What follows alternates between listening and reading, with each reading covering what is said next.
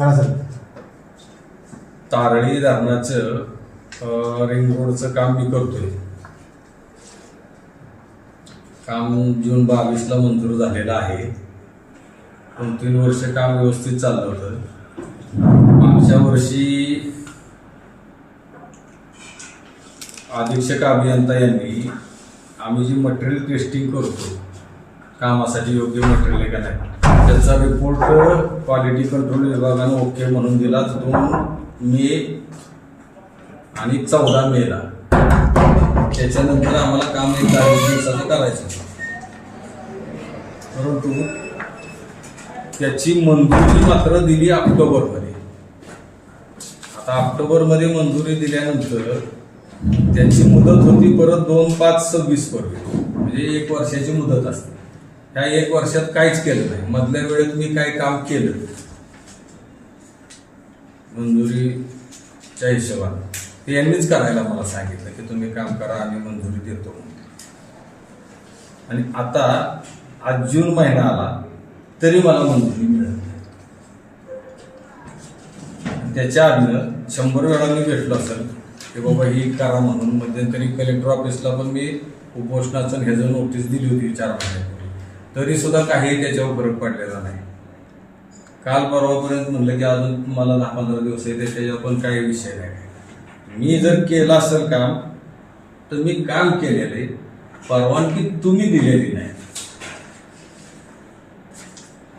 मधल्या वेळी तुम्ही काम करा सांगितलं ना, आता म्हणताय की परवानगी नाही माझी, आम्ही काय करणार ना. आता देतो पण म्हणताय, देत पण नाही. आता माझी परिस्थिती अशी झाली की मला ते सगळ्यामुळं आत्महत्या करण्याशिवाय काही पर्याय राहिला नाही. आणि ह्या पद्धतीनं मानसिक त्रास माझा झाला. मध्यंतरी इतका मला टेन्शन आलं की मला जानेवारीत एक सौम्य अटॅक आले, माझी बायपास करायची वेळ आली. पण यांना काही ढम म्हणलं तर जर 4 दिवसानं भेटतोय काही विषय नाही. आज करतो, उद्या करतो, उद्या पाठवतो, परवा पाठवतो, पुढच्या ऑफिसला पाठवतो, मंजुरीचं होईल, काय हे करू नका. आता मंजुरीचं कधी होणार, काय करायचं? काय नाव आहे अधिकाऱ्यांचं नाव काय? अध्यक्षांचं अधीक्षक अभियंता जयंत शिंदे साहेब.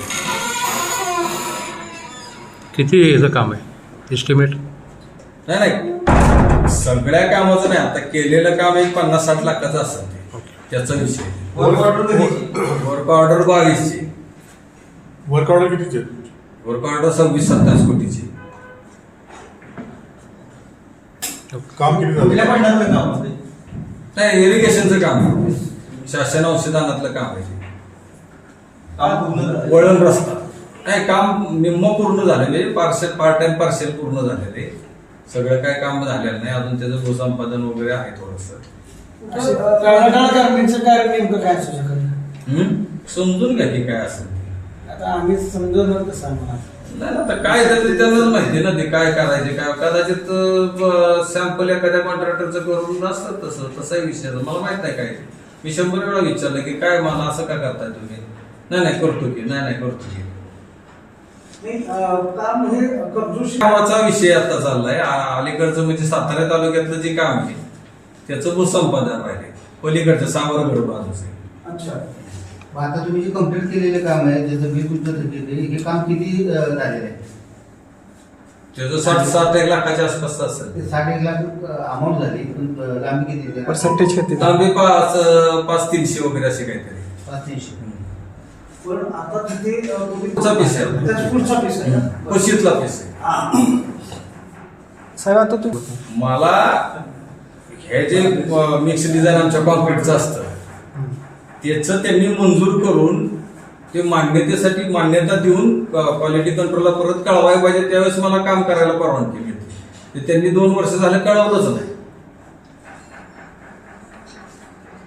क्वालिटी कंट्रोलने जे मटेरियल टेस्टिंग करून रिपोर्ट पाठवलाय की मटेरियल ओके, त्यानंतर आम्ही काम करतो. ते ओकेला पण त्यांनी मान्यता, ठीक आहे बाबा तुम्ही मटेरियल पास केलेलं आहे, मी त्याला पण मान्यता देतो, ही त्यांना कळवायला लागतं. त्यानंतर क्वालिटी कंट्रोल आम्हाला रिपोर्ट देतं की तुम्ही आता काम करा.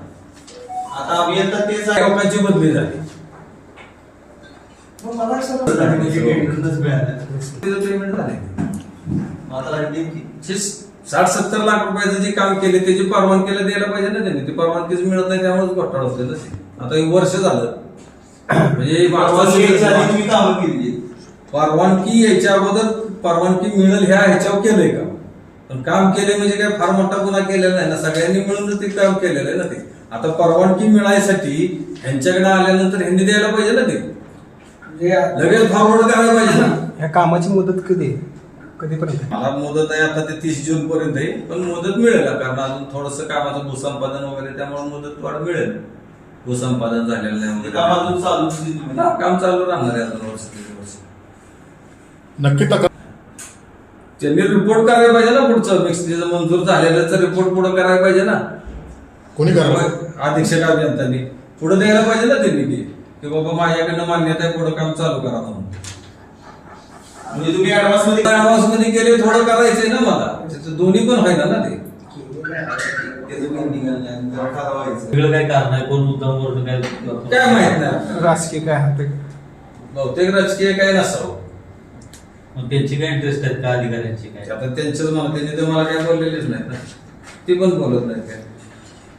असलं तर मला ते म्हटलं असेल किंवा नसेल, पण किंवा एखाद्या वेळेला नाराजवाड्याचा तर माझं जीवन मरणाचा विषय झाला, त्यांच्या नाराजीचा मी किती वेळ विचार का, ते नाराज होणार म्हणून तर 1.5 वर्ष थांबलो ना. ते नाराज होणार बाबा आपल्याला काय, आता माझ्या नाकातोंडात पाणी शिरायला लागले ना, मी किती वेळ वाट बघणार त्यांची. ते नाराज होऊन नाही तर आपल्याला काम करायचं असाच विषय ना ते. या संदर्भात तुम्ही तुमच्या नेत्यांना माझा नेत्याचं काय कुठला विषय येत नाही. मग आपलं मी कॉन्ट्रॅक्टर आहे, सरळ मार्गे कॉन्ट्रॅक्टर आहे. तुमच्याकडे लेबल शिवसैनिक म्हणून घेतच नाही ना मी कंत्राटदार म्हणून पत्रकार परिषद घेतोय, शिवसैनिक म्हणून कुठे घेतोय. पालकमंत्र्यांशी काय- तिच्या म्हणण्यापेक्षा कंत्राटदाराला आली हा विषय महत्त्वाचा. महायुतीचा आहे हा विषय वेगळा आहे, शिवसैनिक आहे का तर आहे महायुती सरकार जे आहे दोष आहे.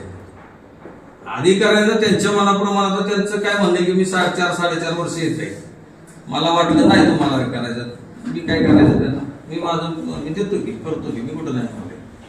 असं करून जर 1.5 वर्ष गेलं असं त्याची मानसिक त्रासात रूपांतर झालं ना त्याचं. जिल्हा प्रमुख ते होतंय. ह्याला 100% शासनाचं नुकसान होतं का, भाऊ वाढ मला परत द्यायला लागेल ना. आज 1 वर्ष गेलं, 1 वर्षाचं काम जर मी जर पूर्ण केलं असतं तर मला 4-5 लाख रुपये शासनाला द्यायला लागतील ना. कॉस्टिंग वाढते. कॉस्टिंग वाढली. 1,00,000% वाढते कॉस्टिंग, 1,00,000% वाढते. त्यांचं काय डोक्यात असेल त्याची त्यांना जबाबदारीच नाही ना. माते शेवटी तुम्ही सर्वांना उपोषणाला बसणार. बसणार. तुमची शेवटची ठाम भूमिका आहे. हो, काय मला पर्यायच नाही काय पाहिजे. या सर्व कामात तुम्ही शिंदे साहेब अभिषेक अभियंत्याचा कारभाराला थोड्याफार प्रमाणात कार्यकारी अभियंता त्यांनी सगळ्यांनी पूर्तता करायला पाहिजे. मी किती वेळा भेटलो तरी झालं नाही. हेच त्यांनी जानेवारी फेब्रुवारी जर केलं असतं, ऑक्टोबरला मंजूर केलं तर ही वेळ झाली नसते ना. आता पावसाळ्यात दिलं त्यांनी तर माझं काम तेवढं होऊ शकतं ना माझं. आता पाऊस पण थोडासा सुदैवानं लांबलाय किंवा काय लांबलाय, त्यामुळे माझं होऊ शकतं काम. ओके.